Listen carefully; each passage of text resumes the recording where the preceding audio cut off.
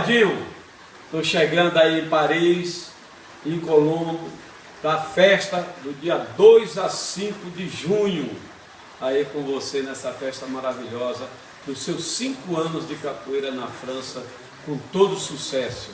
Vou aí abraçar esses franceses todos, esse pessoal maravilhoso, que eu adoro tanto esse país.